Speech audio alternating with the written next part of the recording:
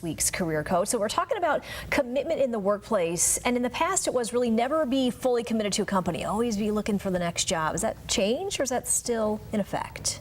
Well, the idea is still being taught to people, and some people still have that opinion.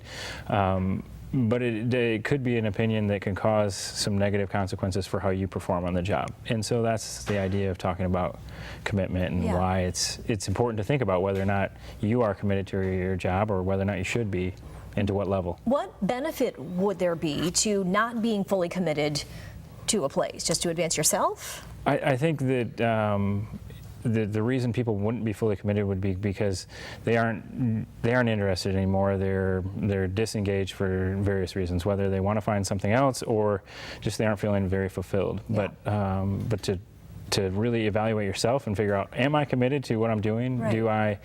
Do I actually follow through on the things that I say I'm going to, and do I have aspirations to really deliver to this employer? Yeah, because your employer, your boss, would probably see if you're not fully committed, and then perhaps that would make you a less likely candidate to advance in that company. Correct. Yeah. If you're fully committed, you're also gonna.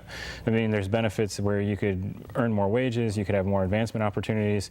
You could also, because of being happier and being committed, you'll feel better at home.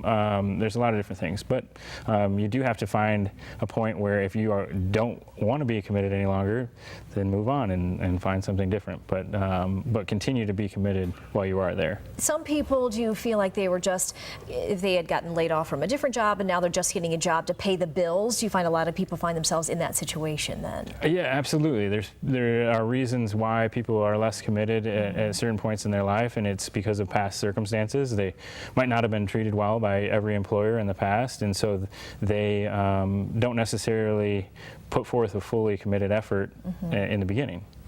All right, good. Well, how many jobs are out there right now? You're always saying there's a lot. There's a lot of jobs. Yeah, we're looking for committed people. Yep. We're looking for people that are looking for, there's a big project going on where we're hiring at least 20 or so people on the north end of Grand Rapids. Good jobs there.